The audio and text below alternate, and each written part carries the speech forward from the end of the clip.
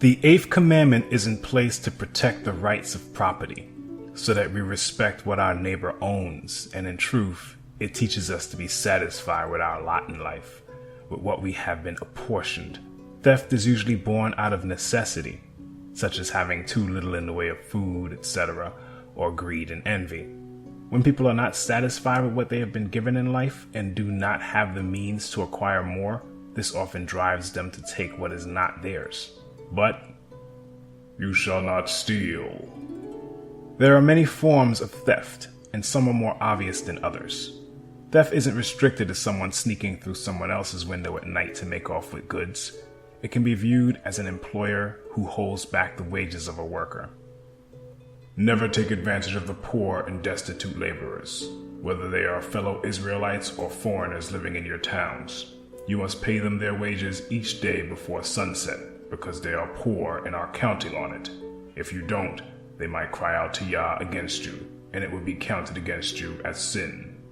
Or it can even be viewed as a merchant who alternates prices often so he or she can get as much as they can for the same product from unsuspecting customers who are willing to pay those higher prices without question.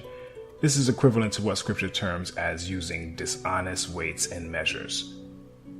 You must use accurate scales when you weigh out merchandise, and you must use full and honest measures. Yes, always use honest weights and measures, so that you may enjoy a long life in the land Yah your Elohim is giving you. All who cheat with dishonest weights and measures are detestable to Yah your Elohim. A second witness to this can be found in the book of Proverbs, where we are told, Yah detests the use of dishonest scales, but he delights in accurate weights.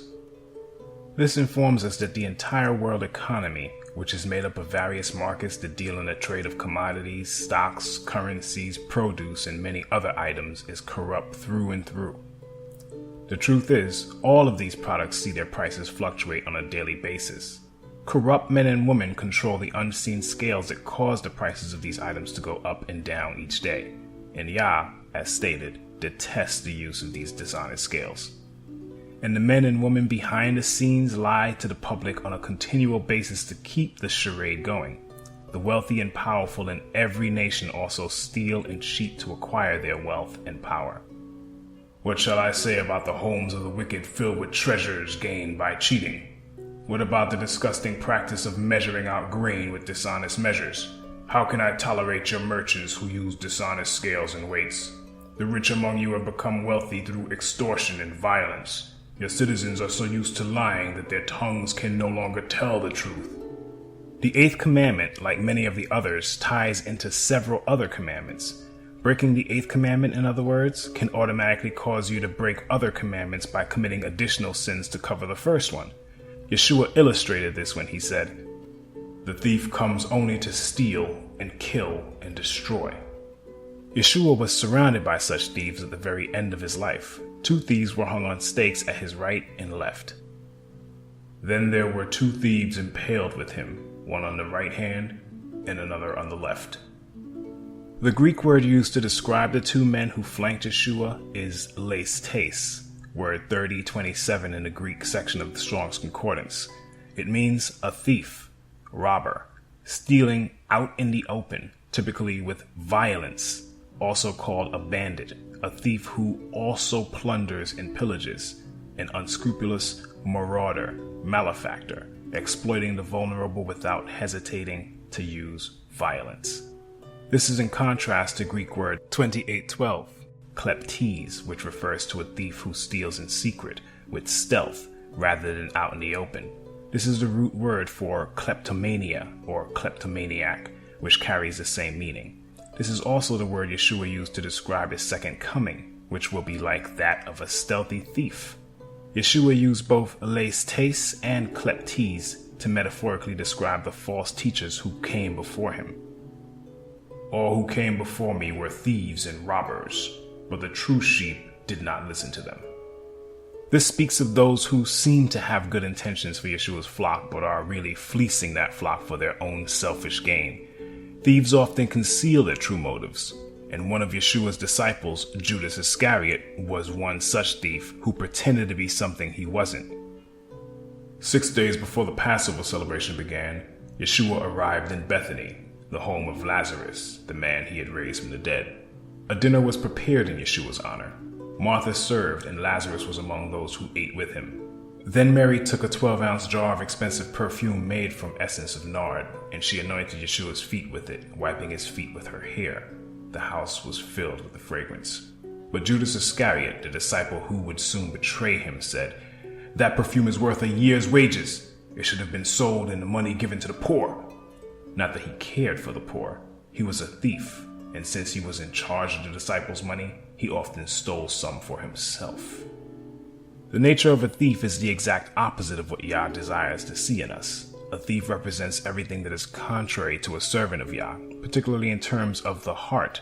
A thief is selfish, whereas a righteous servant lends and gives freely. A thief is thankless and covetous, envying the things his neighbor has and never feeling they have enough, while the righteous servant is satisfied with their lot and thankful to Yah for their portion. The list goes on and on. Kidnapping is also theft and is covered in the Torah.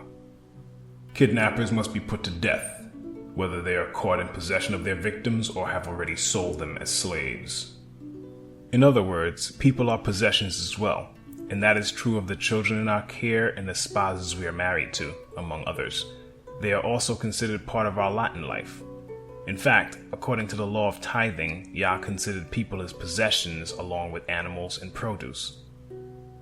"Dedicate to me every firstborn among the Israelites. The first offspring to be born of both humans and animals belongs to me." But instead of keeping all the firstborn to himself, he made a provision for this. "Take the Levites as substitutes for the firstborn sons of the people of Israel, and take the livestock of the Levites as substitutes for the firstborn livestock of the people of Israel. The Levites belong to me. I am Yah." This is why the Levites had no land or inheritance along with the other 11 tribes, because Yah was their inheritance according to Deuteronomy 18 verse 2, and they were to devote their lives to Yah and be in his service. They were Israel's collective tithe, in other words. Now, as to tithing, the law provided specific details concerning this. 1/10 of the produce of the land, whether grain from the fields or fruit from the trees, belongs to Yah and must be set apart to him as pure. If you want to buy back Yah's 10th of the grain of fruit, you must pay its value plus 20%. Count off every 10th animal from your herds and flocks and set them apart for Yah as pure. You may not pick and choose between good and bad animals, and you may not substitute one for another. But if you do exchange one animal for another, then both the original animal and its substitute will be considered pure and cannot be bought back.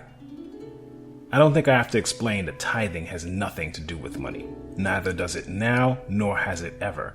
Tithing always involved that which could be grown or birthed, that is, people, livestock, and crops of the field. And this included secondary products that could be produced from these things, such as grain, wine, and oil, etc. That is exactly what we saw the Israelites of old return to Yah in abundance, a portion of which he in turn gave to the Levites. Moreover, he commanded the people that dwelt in Jerusalem to give the portion due to the priests and the Levites, that they might be encouraged in the law of Yah. And as soon as the commandment was spread abroad, the children of Israel brought in abundance the first fruits of grain, wine, and oil, and honey, and of all the increase of the field, and the tithe of all things brought they in abundantly.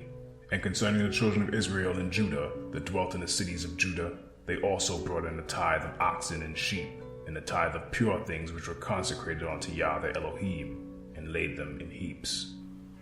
This illustrates that the best of everything that was produced was to go back to Yah for his service. A proverb of Solomon even speaks to this.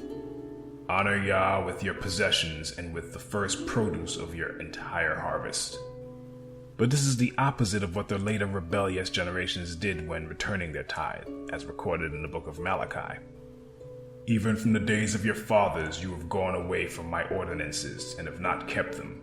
Return unto me and I will return unto you, says Yah of hosts. But you say, how shall we return? Will a man rob Elohim? Yet you have robbed me. But you say, how have we robbed you? In tithes and offerings.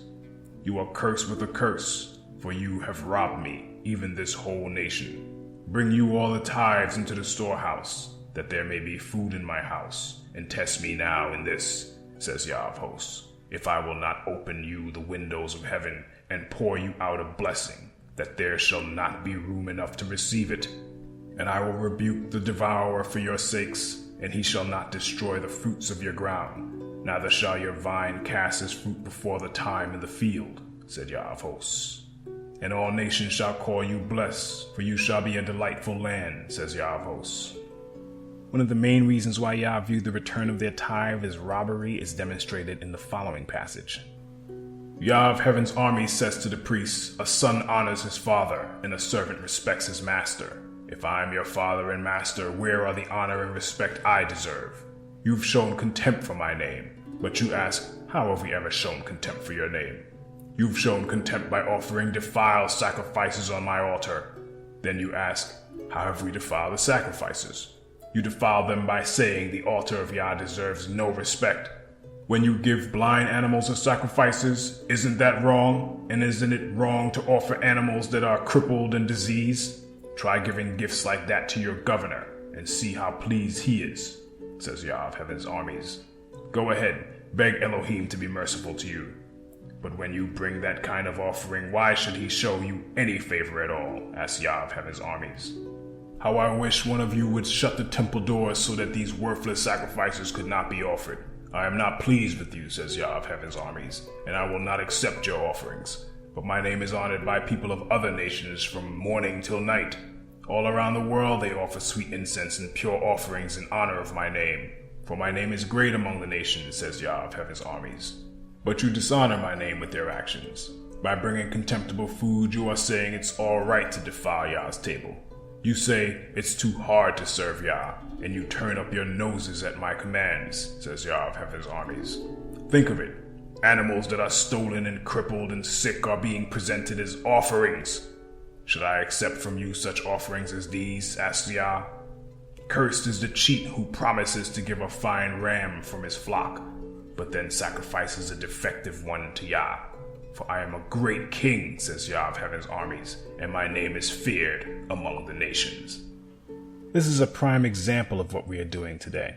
We not only steal petty items from one another, we not only withhold wages or as employees slack off when we are actually being paid to work, which is also theft. We not only take what is not ours amongst one another on earth, but we also rob Yah to this day. How? By not honoring him with our possessions or rendering to his service the best of what we can produce, as we are told to in the book of Proverbs. Honor Yah with your possessions and with the first produce of your entire harvest. Since not many of us farm today, our output is measured differently, but it is not in terms of money. It is measured in time and ability, skill, and talent. If you excel in an art form, singing, writing, painting, knitting, what have you, or you can build things or cook or even volunteer, we should be giving back to Yah by freely providing these gifts and services to others to some degree without hoping to gain or profit. And finally, our prayer should be, O Elohim, I beg 2 favors from you. Let me have them before I die. First, help me never to tell a lie. Second, give me neither poverty nor riches. Give me just enough to satisfy my needs. For if I grow rich, I may deny you and say, who is Yah? And if I am too poor, I may steal and thus insult Elohim's pure name.